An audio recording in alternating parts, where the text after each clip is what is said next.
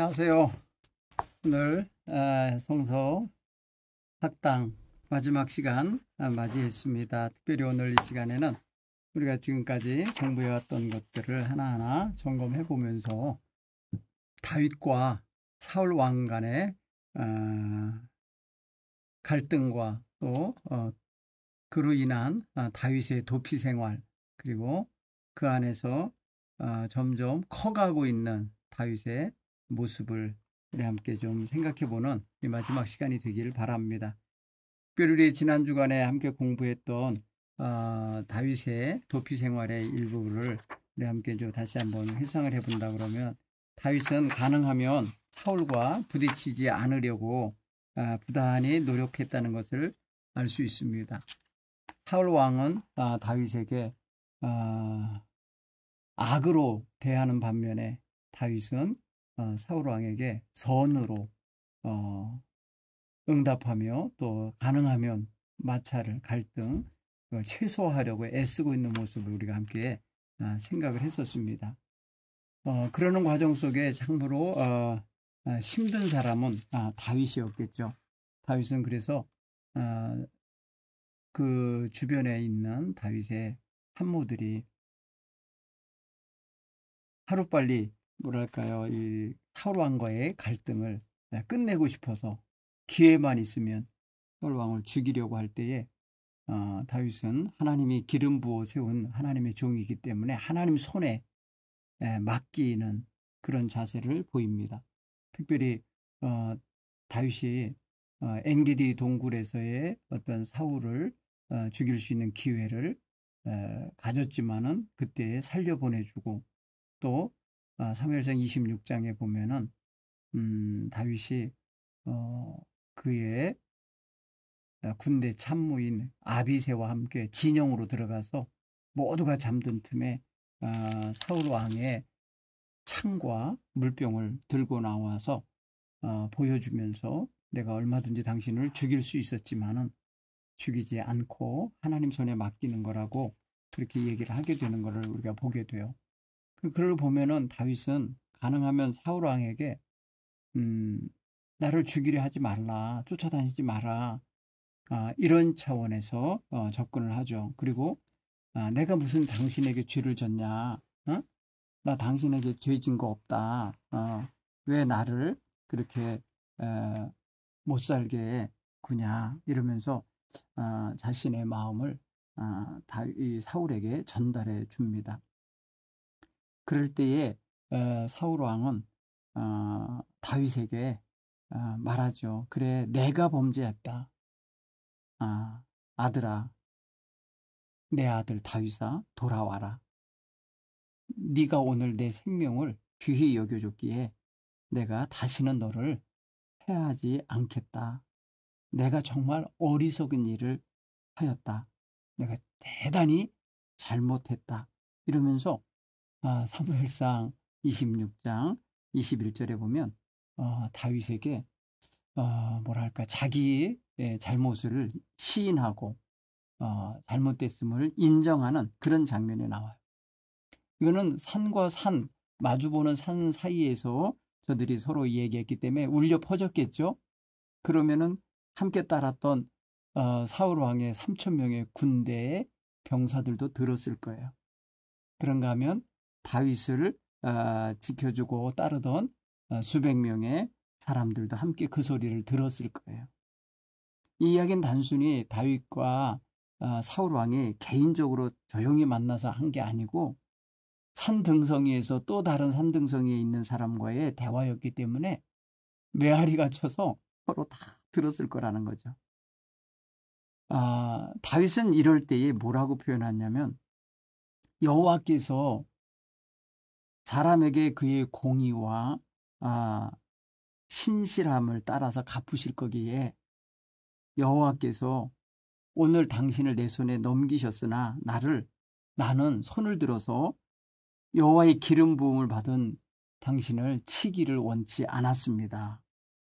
오늘 왕의 생명을 내가 중히 여긴 것 같이 내 생명은 여호와 하나님께서 나를 중히 여겨 주셔서 모든 환난에서 나를 구하여 내시고 계십니다. 또 그렇게 되길 바랍니다. 하면서 고백해요. 그때 사울 왕은 그 소리에 이렇게 대답하죠. 내 아들 다윗아, 내게 복이 있을지로다. 네가 큰 일을 행하겠고 반드시 승리를 얻으리라. 여러분, 이 말은 사울 왕이 이제 게임이 끝났다는 걸 알아요. 어떤 차원에서 게임이 끝난 거냐면 벌써 생각하는 마인드가 달라요. 다윗은 큰 걸 크게 보고 있고 말하고 있고 행하고 있는 반면에 사울 왕 자신은 너무나도 초라하고 좁고 작게 개인적인 감정에 휩싸여서 지금 다윗을 쫓아다니고 있다는 걸 알아요. 그리고 그는 이제 하나님께서 다윗에게 복을 받게 하실 거고 다윗으로 하여금 큰 일을 행하게 할 거다. 여기서 큰 일이라는 것은 암시적인 표현이지만 이스라엘의 왕이 될 거라는 걸 암시하고 있죠. 그리고 네가 승리할 거다. 이 말은 다윗에 대하여 사울은 자기 자신이 졌다라는 것을 또 지게 될 거라는 것을 암시하고 있는 말이라 이렇게 생각되죠. 그런 차원에서 보면은 사울 왕이 다윗을 추격하고 잡으려고 쫓아다니던 그 생활은 이제 결론이 난 거예요. 도저히 다윗을 자기 스스로가 이제 자기가 제거할 수 없는 대상이다. 왜? 하나님이 그를 보호하고 계시고 그 생명을 지켜주고 있다는 것을 다윗의 고백을 통해서도 들었지만은 자기 자신도 느꼈을 거예요. 그래서 그걸 보면은 정말 다윗이 굉장히 뭐랄까 자기보다 큰 생각과 커다란 믿음을 가지고 행한다는 걸 알고 있습니다.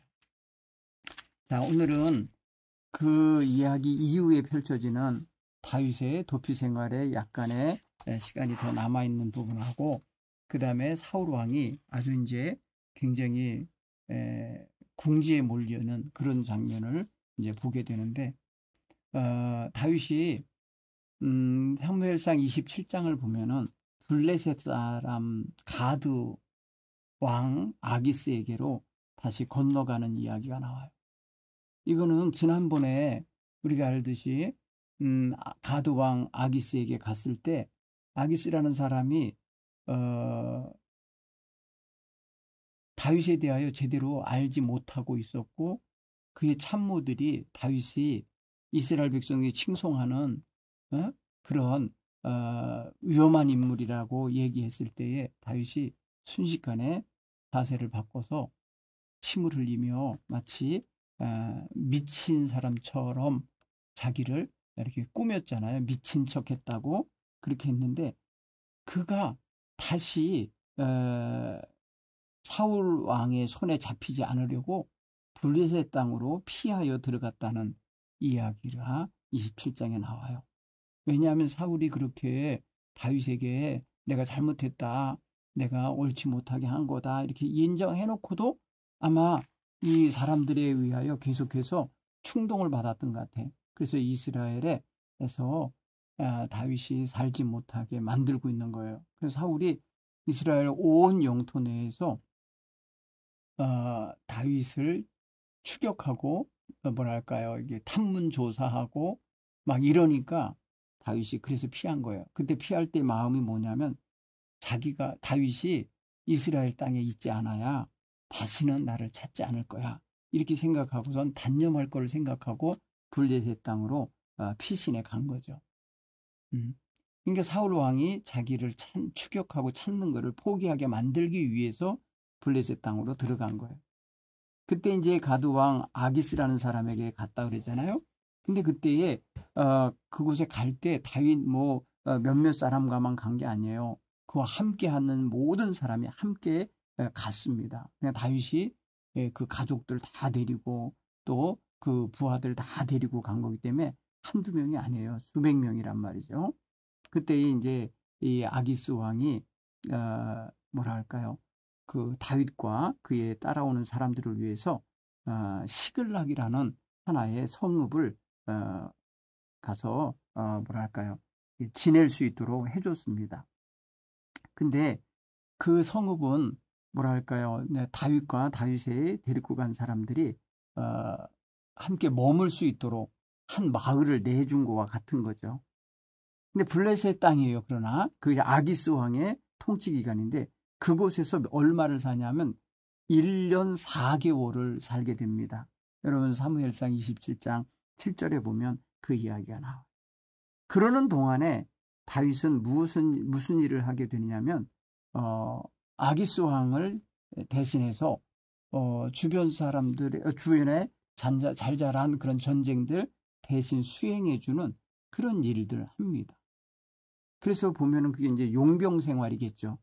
그래서 다윗이 그 블레셋 사람들을 위협하는 자들, 그래서 우리 말해서 그술 사람, 기르스 사람, 아멜렉 사람 이런 사람들이 쳐들어올 때에 그들을 가서 막아내고 그들의 땅을 쳐서 그들의 소유를 탈취에다가 아기스에게 바치는 그런 일을 해야 되는 거예요. 그때에 다윗은 그런 것들을 다 구해다가 누구를 주느냐 하면은 그 유다 사람, 이스라엘 사람들의 가난한 사람들에게 그것을 가져다 줍니다. 그러면은 다윗은 어떻게 보면은 남의 나라가 있었지만은 그래서 다윗이 자기 백성의 일부 연약하고 힘겹고 그 적들에 의하여 시달렸던 그런 사람들을 구제하고 돌봐주는 그런 역할을 합니다. 자기도 피해 다니기도 바쁜데 사실은 그런 뒤챙기는 일을 했다는 것을 알 수 있어요. 그때 이제 블레셋 사람들이 이제 대대적인 이제 전쟁을 준비하게 됐어요. 그 전쟁은 다름이 아니라 이스라엘 사울 왕과의 전쟁이에요. 그러니까 블레셋이 이제 이스라엘을 아예 삼켜버리려고 그런 전쟁을 준비하는데 공교롭게도 다윗이 지금 어느 편에 가 있냐면 반대편, 그 블레셋 편에 와 있잖아요. 결국 이게 심각한 일이 벌어지는 거예요, 사실은. 블레셋이 전군을 동원해갖고 이스라엘과 전쟁할 때 당연히 다윗도 그 수하에 있으니까 다윗도 아마 그 군대에 참가하게 되지 않겠어요. 그런 상황에 놓이게 됐어요. 그래서 이제 다윗이 뭐랄까요, 이제 블레셋 군대의 일원이 돼갖고 전쟁을 하게 되는 상황이 벌어지는 그러한 흐름이 가고 있었어요. 그 무렵에 이스라엘에서는 어떤 일이 있었냐면요. 사울 왕이 거의 뭐 미쳐 돌아가는 것처럼 헤매는 거예요. 왜? 자기의 갈 길을 인도해주는 영적 지도자가 없어요. 사무엘은 죽었죠. 그리고 자기의 가는 길에 대해서 뭐랄까 이렇게 안내할 사람이 없으니까 정말 헤매고 있을 때 그는 신접한 여인을 이렇게 찾아내요. 그 무당 같은 여자를 만나요. 그리고는 죽은 사무엘을 이렇게 불러내달라고. 지금 요즘으로 생각하면 그거 무슨 뭐 신접한 여인이 그 뭐랄까요, 그 영매, 그 죽은 영과 어떤 그 만남을 주선해주는 역할을 하는데, 사무엘의 영의 뭐랄까요, 소리를 들어서 말해주는 그런 역할을 하는 거죠. 그게 바로 이제 사울이 변장하고 가서 그렇게 한다고요. 그때의 그 신접한 여인이 알아차리죠. 누구라는 거 알죠. 그 찾아온 사람이 누구라는 거 알면서 뭐랄까요. 그의 뭐랄까 앞으로 이루어질 일에 대하여 이야기를 해주는데 그 뭐 한마디로 말해서 망한다는 이야기예요. 그가 전쟁을 통해서 이제 망하게 될 거라는 것, 블레셋 군대에 의하여 패배당할 것에 대한 이야기를 해줍니다. 그때 사울이 그냥 그 소리 듣고 그냥 쓰러져 버려요. 완전히 땅바닥에 엎드려져서 완전히 두려움에 사로잡히게 되고 기력을 다시 뭐랄까요, 회복하는데 오랜 시간을 걸리죠. 그리고 또 그날 아주 먹지도 마시지도 못하는 그런 충격을 받습니다. 그때 그 여자가 신접한 여자가 사울에게 말하죠. 그 심히 고통당하는 걸 보면서 말하기를 여종이 왕의 말씀을 듣고 내 생명을 아끼지 아니하고 왕이 내게 이르신 말씀에 순종했으니 그런즉 이제 당신도 여종의 말을 들으십시오. 내가 왕 앞에 한 조각의 떡을 드리고자 하니 왕은 잡수시고 길을 가실 때 기력을 좀 얻으십시오. 이렇게 해갖고 뭐랄까요, 사울 왕이 기력 못 찾고 있는 것을 좀 먹이려고 그렇게 애써요. 그런데 사울 왕이 거절하죠. 거절하고 또 거부합니다. 그때 신하들과 여인이 또 강권하니까 그때 좀 그가 그 말을 듣고 땅에서 일어나서 침상에 앉고 여인이 잡아다가 음식을 만들어준 그 송아지 요리를 먹고 또 떡 만들어준 거 먹고 그리고서는 이제 그 밤에 떠나게 되는 장면이 나와요. 그러니까 이제 뭐냐면은 사울 왕은 이제 완전히 망하게 될 거라는 이제 예언까지 들은 거예요. 그러니까 너무 기가 막힌 상황이 된 거죠. 나라가 이제 다윗의 손에 넘어갈 거라는 이야기를 들은 거예요. 그러니까 이제 사울 왕은 심히 좌절스럽겠죠. 자, 근데 이제 다시 이제 화면은 영화로 표현하면 화면이 어디로 바뀌냐면 이제 블레셋으로 바뀌어요. 블레셋 장면에 가보면 사무엘상 29장 이야기에 보면은 이제 블레셋 군대가 이스라엘과 전면전을 하기 위해서 군대를 쫙 이제 정비해 갖고 출발하려고 할 때에 블레셋 왕 주변에 있는 그 참모들, 그러니까 수령들이 뭐랄까요, 다윗에 대하여 불신임을 제시합니다. 불신임, 못 믿겠다. 제 다윗이 우리 편에 있는 거 불안하다. 만약에 이스라엘과 전쟁이 붙었을 때 다윗이 우리 속에 있다가 창과 칼의 방향을 바꾸면 우리가 그냥 완전히 이스라엘과 다윗 군대 사이에 끼어서 죽임당할 수 있다.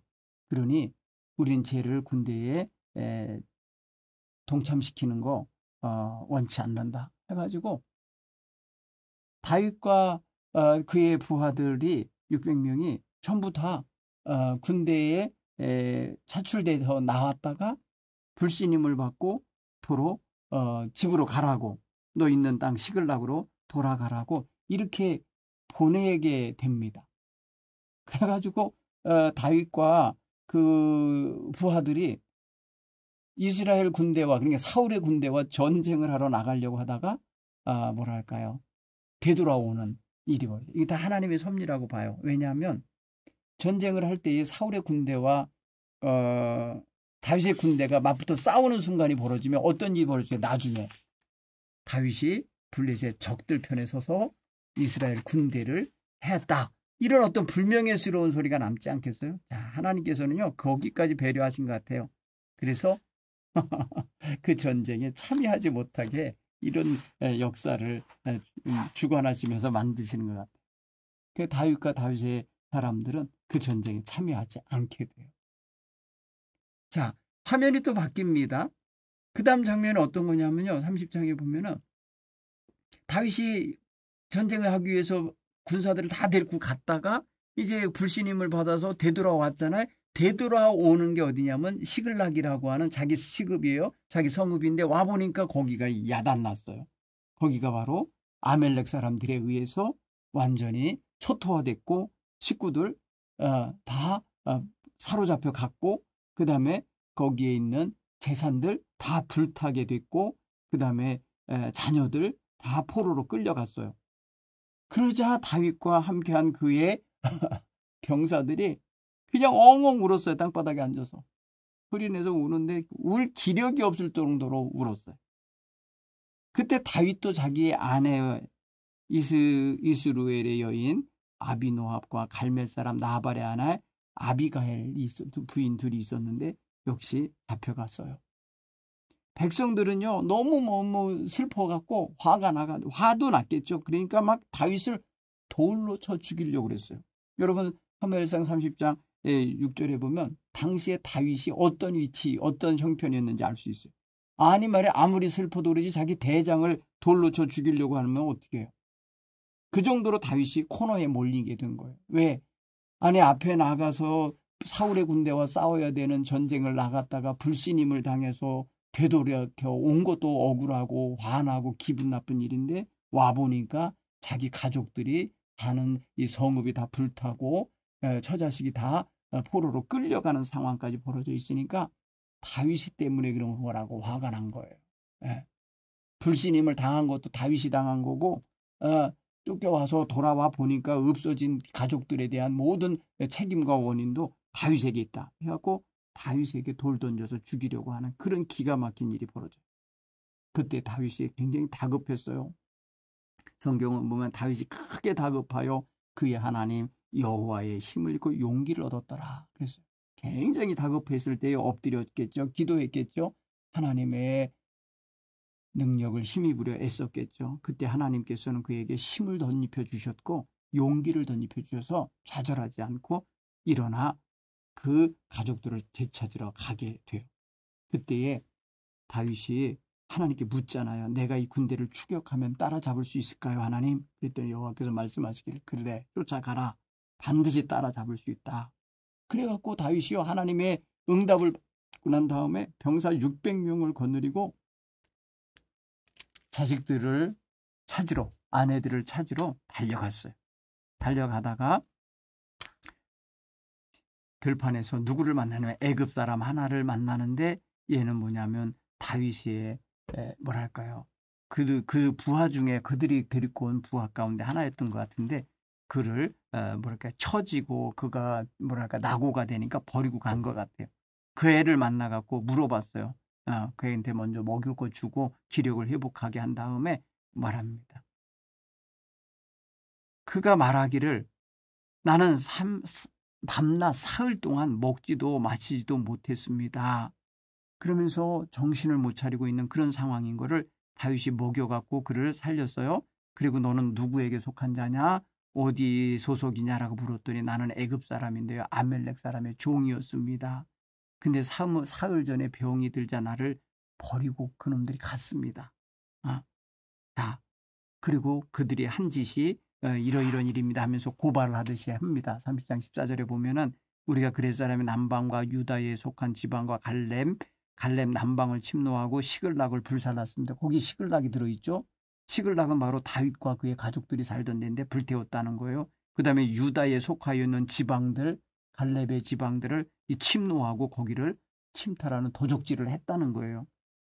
그 말을 들은 다윗이 말합니다.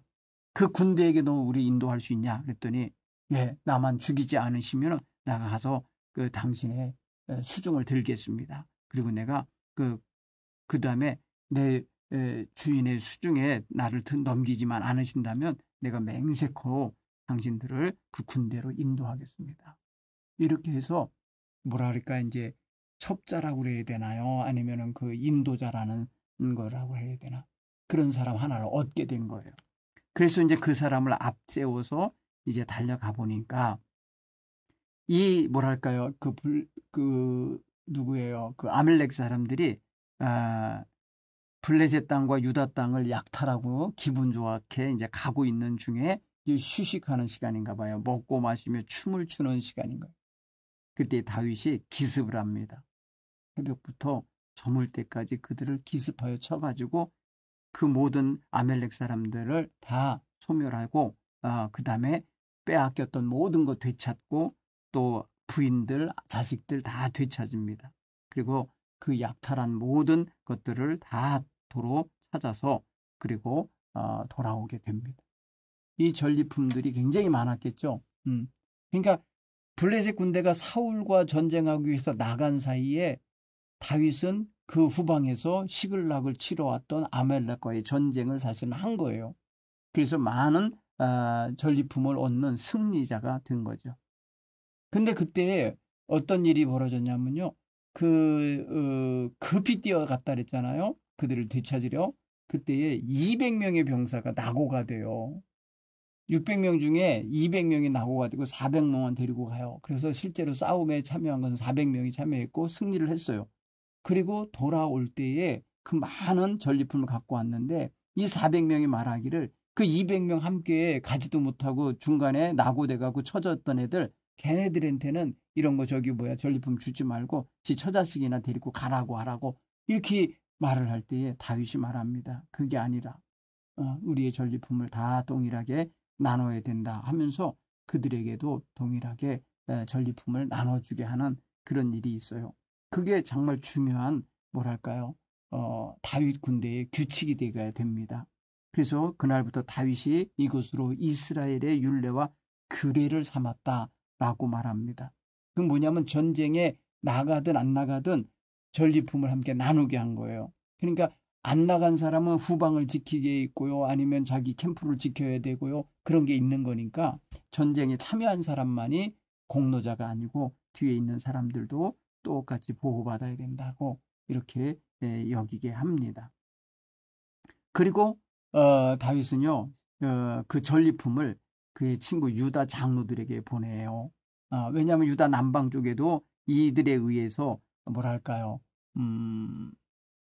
시달림을 당했고 아멜렉에 의해서 뭐랄까요, 강탈당하는 일이 있었거든요. 그래서 다윗은요, 자기가 아멜렉에게서 얻은 전리품을 이들에게 나눠줍니다. 이건 사실은 어떤 거와 또 같으냐면 다윗이 어, 자기 백성, 자기 본 백성들을 돌보는 그런 또 큰 통치의 한 모습이라 여길 수가 있어요. 자, 이렇게 다윗과 사울의 갈등 속에서 역사의 국면이 이렇게 새롭게 전개가 됩니다. 이제 다윗에 대하여 사울이 이제 추격하는 일이 이제 끝나고 그는 이제 나라의 임금으로서 그 나라를 침범하는 블레셋 군대와 전쟁을 해야만 하는 형편으로 나가게 되고 다윗은 이제 사울의 안중에서 벗어나서 자기 뭐랄까 가족들을 챙기고 부하들 챙기는 그런 모습으로 이렇게 양분되는 모습이 이제 드러나요. 가는 길이 달라지게 됩니다. 드디어 이제 화면이 또 바뀝니다. 그게 바로 31장인데요. 사무엘상 31장에 보면은 이제 드디어 전면전 전쟁이 벌어집니다. 블레셋과 이스라엘 간의 전쟁이 벌어지는데 그때에 굉장히 치열한 전쟁이 벌어져요. 이날 사울 왕과 그의 왕자들이 함께 죽임을 당하면서 뭐랄까 이스라엘의 초대 왕의 왕가가 무너지는 상황이 벌어집니다. 사실 다윗이 손대지 아니하여도 하나님이 블레셋 군대의 손을 빌어서 다윗의 정적을 제거하고 이스라엘 나라를 다윗에게 넘어가도록 만들고 있는 역사라고 봐도 과언이 아닐 거예요. 그 일에 그 피 흘리는 일에 다윗이 동참하지 않도록 살짝 빼놓고 일이 진행되게 하고 계신 것도 역시 하나님의 커다란 손인 거예요. 여러분 제가 이 성서학당을 시작하는 첫날에 하나님의 큰 손을 보라고 그랬잖아요. 하나님이 사용하시는 커다란 손, 그 역사를 주관하시고 사람들을 다스리시고 주관하시는 그 손을 보라고 그랬잖아요. 오늘 그 손을 여러분들이 다시 한번 실감 있게 볼 수 있을 겁니다. 우리 31장은 짧기니까 제가 한번 읽어드릴게요. 여러분들 한번 좀 보십시오.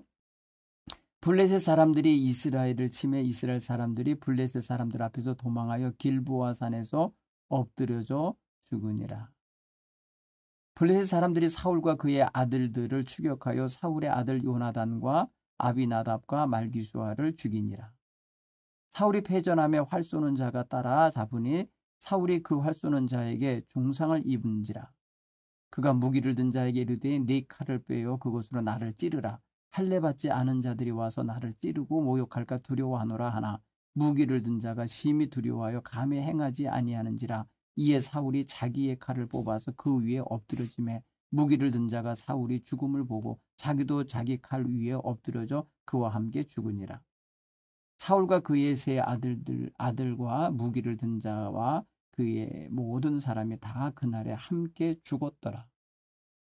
골짜기 저쪽에 있는 이스라엘 사람과 요단 건너 쪽에 있는 자들이 이스라엘 사람들이 도망한 것과 사울과 그의 아들들이 죽었음을 보고 성읍들을 버리고 도망하며 블레셋 사람들이 이르러 거기에서 사니라.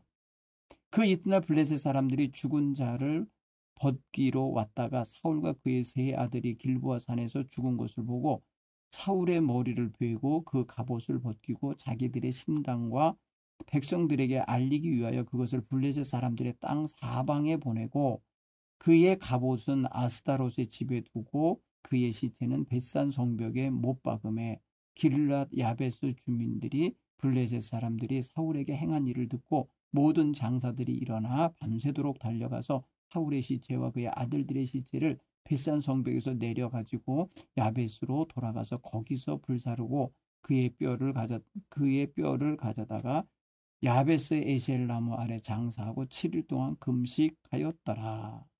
아멘. 오늘 이야기의 여러분 내용을 보면은 그렇죠. 여러분 지난주에 배운 거 이후의 것을 제가 잠깐 설명했지만 이제 마지막 장 이야기를 한번 좀 보겠어요. 블레셋과의 전쟁에서 죽은 사울의 일가 식구들이 누군가 보시면 사울 왕이 죽었고요. 그 다음에 큰아들 요나단 왕자가 죽었고, 그 다음에 아비나답이라는 왕자가 죽었고, 말기수아라는 왕자가 죽었어요. 여러분 보면은 이게 이제 왕권에 있어서 서열 1, 2, 3, 4위 아니겠어요? 이들이 다 죽었다는 소리예요. 결국 무슨 소리예요? 이스라엘의 왕가가 무너진 걸 의미해요. 정말 이거는 이스라엘 참패로 끝난 거고요. 그 참패 현장은 길보아 산이라는 곳이에요. 그래서 왕과 왕의 참모들과 그 왕자들이 다 죽자 왕이 이끌었던 병사들이 죄 흩어지게 되고 도망치게 되고 그렇죠. 그러니까 블레셋 군대가 아주 그냥 손쉽게 이스라엘 땅을 점령해 와서 거기에 주둔해 살게 되는 거죠.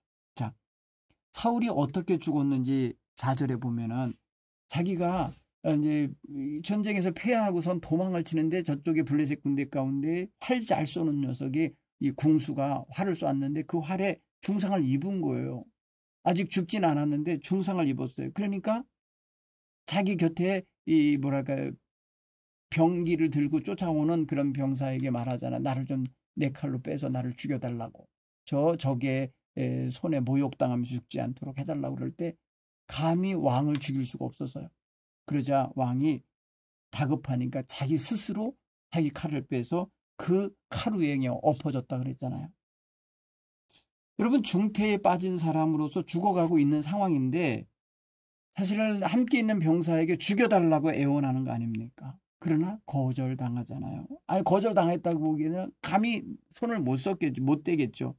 결국은 블레셋 사람의 생포돼서 마치 모욕당한다고 하는 것은 삼손이 말입니다. 이 블레셋 사람에게 잡혀갖고 눈빼임 당하고 말입니다. 연자맷돌을 돌리면서 모욕을 당했던 것을 생각해 보면 충분히 이 사울 왕도 만약에 중상을 입었을지라도 모욕당하면서 조롱당하다가 죽임당할 수 있어요. 생포되느니 차라리 죽음을 택하겠다 한 거죠.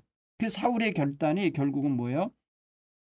자기의 모욕, 자기가 왕으로서의 채통을 다 잃어버리게 될 거 이런 것들을 자기 스스로가 막아내기 위해서 그 모욕을 당하지 않기 위해서 스스로 목숨을 끊은 거예요. 어떻게 보면은 다윗이 그동안 사울이 제거되기를 바라는 마음 없잖아 있었을 텐데 사울이 스스로 이렇게 스스로 자기 생명을 목숨을 끊는 상황으로 가는 거 보니까 다윗이 아마 그 자리에 있었으면은 어땠을까? 한번 상상을 해보면 다윗이 이 절호의 기회구나 하고 다윗이 죽였을까요? 아마도 그러지 못하게 했을 것 같아요. 계속해서 하나님 손에 맡겼을 것 같아요. 자, 그런가 하면 여러분 블레셋 사람들은 사울과 그의 아들들의 죽음을 어떻게 했나 보세요. 이들이 얼마나 모욕적으로 하는가 보세요.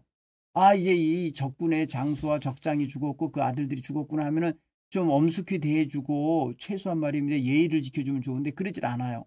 어떻게 합니까? 사울의 목을 뱉다 그랬어요. 그렇죠?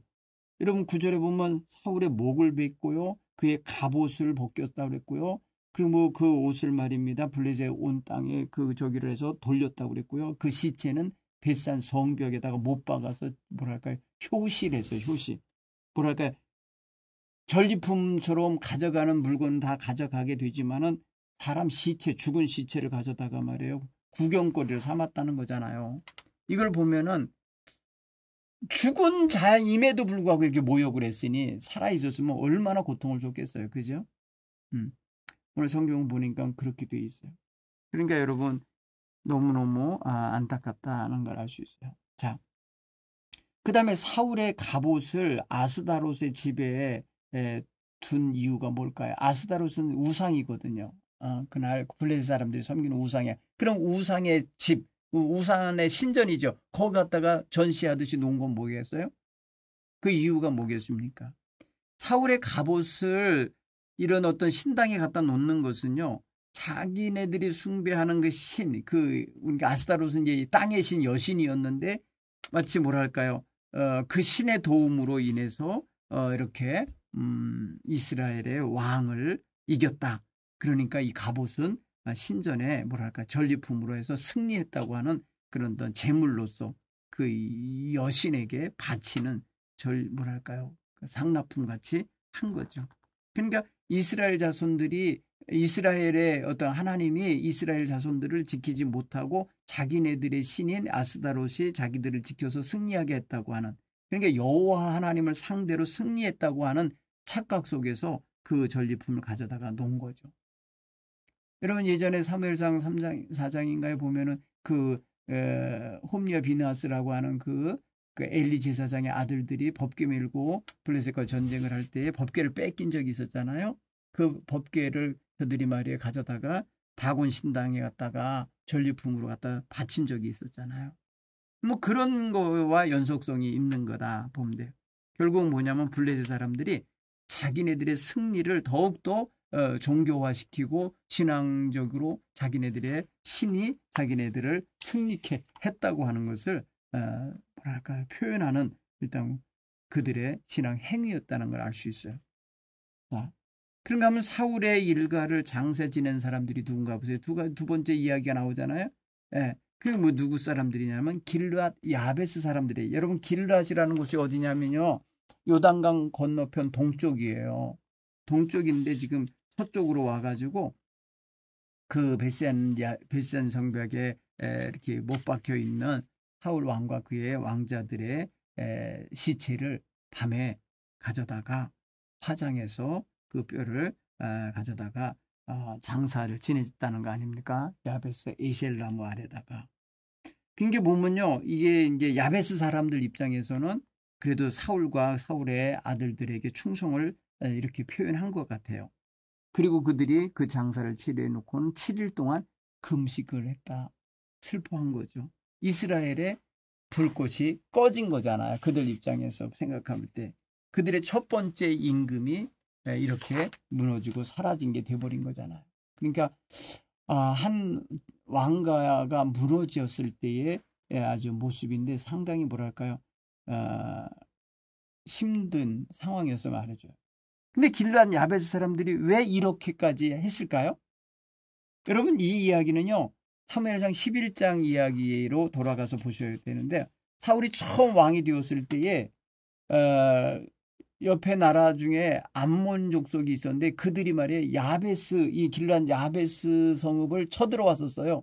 그래갖고 다 항복하라고. 그럴 때에 너희들의 구원자가 있으면은 그 구원자에게 의해서 너희가 구원을 받고 그렇지 않으면은 다 살려줄 텐데 눈 하나도 다 빼라. 뭐 이런 식으로 해갖고 아주 모욕적인 조건을 내놓으면서 이렇게 항복하게 했을 때가 있었어요.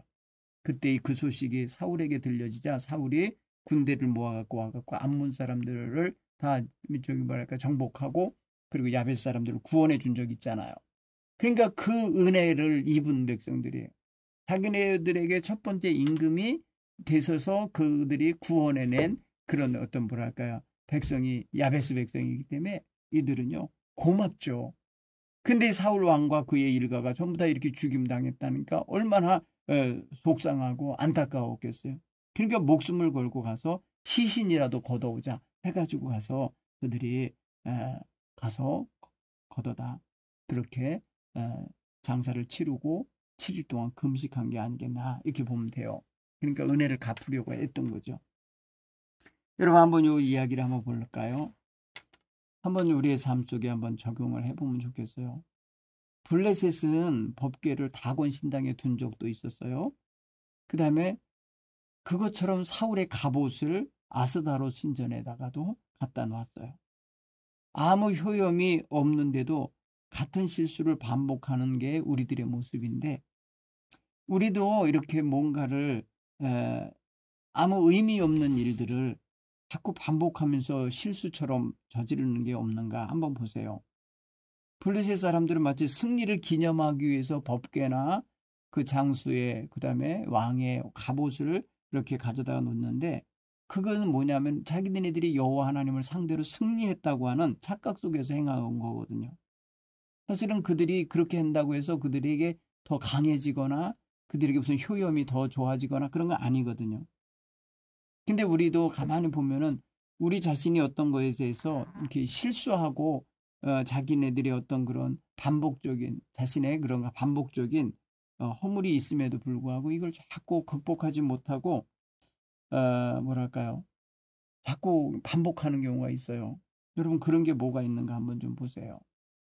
반복적으로 하는 행동들 아무 의미도 없는데 근데 그들은 블레셋 사람들은요 그게 어떤 신앙적인 행동이었던 거예요. 그렇죠? 그렇지만은 오늘 우리가 하는 행동들 중에는 신앙적이지 않지만 반복적으로 하는 것들이 있어요. 안 좋다는 거 알면서도 또 하고 회개했다고 하면서도 또 하고 그러는 것들이 있어요. 예를 들어서 담배 피면 몸에 안 좋아요. 그런데 담배 못 끊고 계속 피는 사람들이 있어요. 술도 마찬가지고요. 악습이 그래요. 악습. 습이라는 게 습관을 말하잖아요. 습관이 돼버린 일이 있어요. 그렇죠? 많이 먹고 저기 달게 먹고 뭐 이러면은 다 뭐 비만이 되고 뭐 당뇨가 오고 하는 거 알면서도 못 끊는 거잖아요. 그렇게 하면서 병이 더 드는 거죠. 그죠? 학생들 같은 경우는 컨닝을 하면 점수가 좋아진다는 걸 알기 때문에 안 좋으면서도 하는 거예요. 자기에게 당장 성적이 좋게 나오기 원해서 안 된다는 거 알면서도 하는 거. 여러분 우리에게 그런 것들이 있다면 단호하게 끊을 수 있는 자세가 있었으면 좋겠어요. 사울이 또 하나 질문해 볼까요? 사울이 자살을 선택했어요. 여러분 우리 주변에 자살한 사람들을 혹시 알고 있나요? 힘들 거예요. 자살을 한다는 거는 힘들어서 그러는 걸 거예요. 저도 개인적으로 자살한 사람들을 몇 명 알고 있는데 그런 분들의 장례를 치를 때 정말 정말 조심스러워요. 그리고 그가 왜 자살을 하기까지 이르렀을까를 생각해 보면 가슴이 아파요. 주변에 정말 도울 자가 없어서일까? 아니면 그가 너무너무 좌절해서 그럴까? 여러 가지를 생각해 볼 때에 자기 자신에게도 문제가 있고 주변에도 문제가 있다는 것을 알 수가 있어요. 사울 왕은 지금 자살을 했거든요. 그 사람은 지금 사실은요. 가장 좋은 참모, 가장 좋은 자기의 보호막이 될 만한 다윗을 그가 스스로 물리친 것과 같잖아요. 쫓아낸 것과 같잖아요. 그를 죽이려고 쫓아다녔던 것 때문에 사실 이런 전쟁에서 다윗이 앞장섰으면 다윗이 아마 그 전쟁을 대승하며 승리로 이끌어 줬을 거예요. 그런데 이 사울 왕은 그런 거 전부 다 잃어버린 거예요. 그러니까 주변에 좋은 사람 다 잃어버린 거예요. 힘이 될 만한 사람 다 잃어버린 거예요. 하다못해 자기 자식들과도 갈등을 가질 정도였으니까 주변 사람들이 다 눈치 보고 따라줬을 뿐이지 진실로 그의 군대가 되지 못했던 거예요. 아니 왕이 죽었다고 다 도망치는 거 보세요. 그런 걸 보면은 이 사울은 사실 굉장히 껍데기였던 껍데기. 아마 그 끝 무렵에 가서 자기는 느꼈을 거예요. 내 주변에 아무도 없구나. 그러니까 귀신들 뭐랄까요 저기 신접한 여인을 찾아가 갖고 말해요. 죽은 사무엘의 영을 불러서 말을 듣고 싶어 할 정도까지 돼버린 거예요. 다 떠나고 자기를 도울 자가 없으니까. 결국은 이렇게 고립무원, 홀로 있다는 생각이 드는 사람들이 자살을 해요. 아무도 도울 자가 없을 때 자살을 해요. 그리고 절망적일 때 자살하죠. 네. 여러분 죽음에 이르는 병이라고 하는 게 다른 게 아니라 우리는 뭐 암이나 뭐 이런 어떤 심각한 병을 생각하는데 절망, 절망이 사람을 죽음에 이르게 하는 병이라고 표현하는 철학자가 있잖아요. 그걸 생각해 보면요, 여러분 우리가 생활고 또 병치레 그다음에 어떤 그 사업 실패, 그런가 하면 실연 당함 뭐 이런 것들 때문에 어떤 그 자살하는 사람 많아요. 요즘에 보면 말이에요. 굵직굵직한 사건 사고들 속에 자살 사건들이 있는데 보면 압박을 당하는 거예요. 위에 사람을 보호해야 되고 자기는 책임져야 되는 위치에 가 있을 때 자살함으로써 끝내는 사람들이 가끔 있어요. 보면 누군가에게 정죄를 당하거나 비난당하는 대상이 되는 거 그게 싫어서 벗어나고 싶어서 마지막 뭐랄까요 그 자존심을 지켜내고 싶어서 자살하는 사람도 있어요. 근데 여러분 그 일이 일어나고 나면요. 그 주변 식구들이나 주변 친구들이나 굉장히 큰 상처를 받습니다. 그런 면에서 보면 성경은 철저하게 자살을 금지합니다. 자살이라는 것은 정말 자기 스스로 생명을 탈취하는 행동이기 때문에 하나님의 뜻이 아니에요. 자살을 하고 나면은 그 사람 죽은 사람만 영향을 끼치는 게 아니고 남아있는 가족들에 영향을 끼치기 때문에 이건 굉장한 거예요. 특히 자녀들에게 있어서는 굉장히 큰 상처가 돼요. 여러분 그런 면에서 주변에 힘겨워하는 사람들, 좌절하고 절망하는 사람들을 외면하면 안 되는 거예요. 여러분 잘 돌봐주시면서 정말 삶의 소망을 갖도록 인도해 주셔야 돼요. 위로가 필요할 때 위로해 주셔야 돼요. 이게 사랑의 손길들이 다 되시기 바랍니다.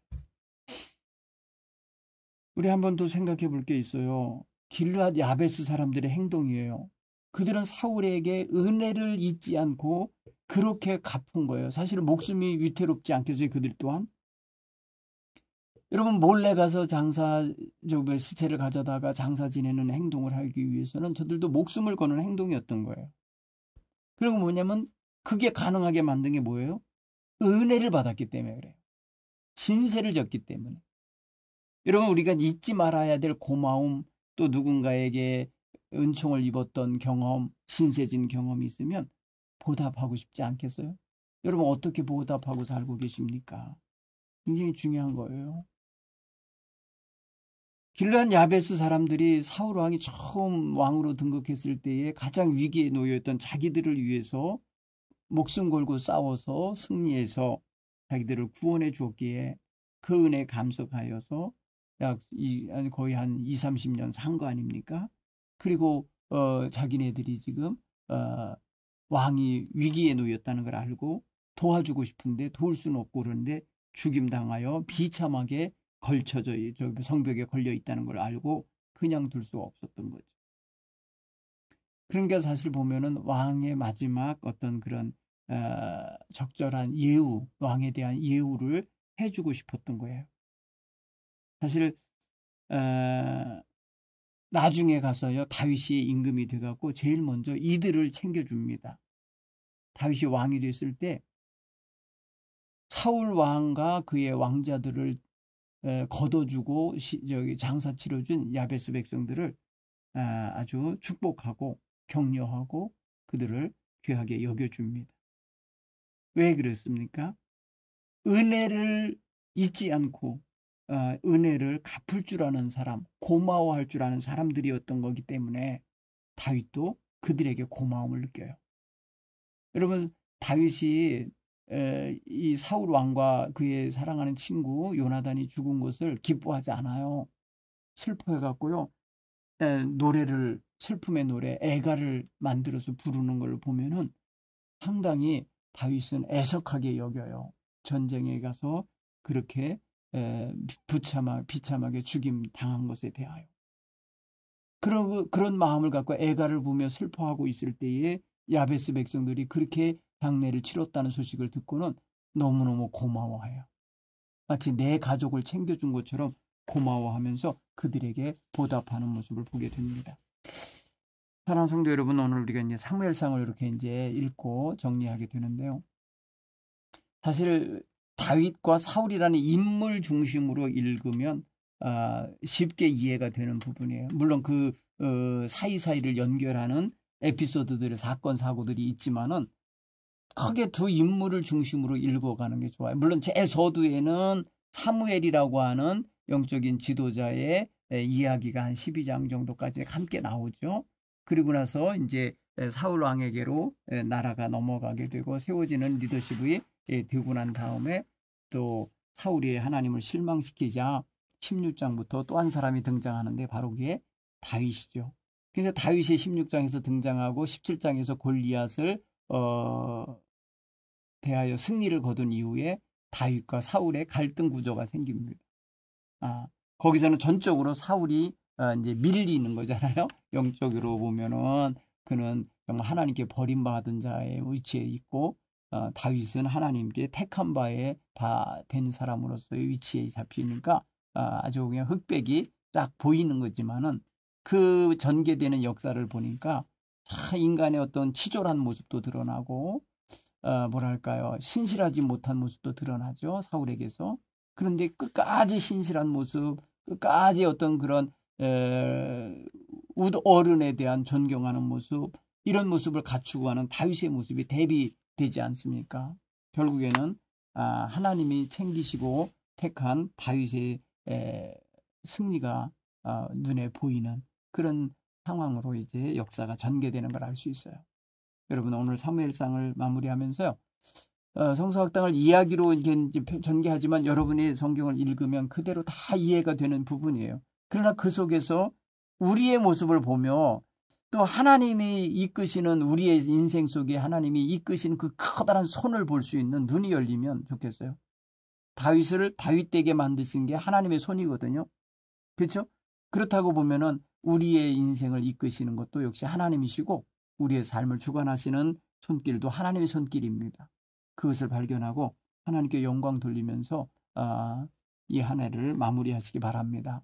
다음 학기에는요, 사무엘 하를 가지고 함께 읽으면서 공부하겠습니다. 여러분, 이제 다시 한번 남은 기간 동안에 사무엘상을 다시 꼼꼼히 읽어가시면서 31장입니다. 하루에 한 장씩 읽으면 한 달이면 되니까요. 12월 한 달까지 이 말씀을 꼭 한번 되새겨 보시기를 바랍니다. 그동안 시청해 주셔서 감사합니다. 평안하세요.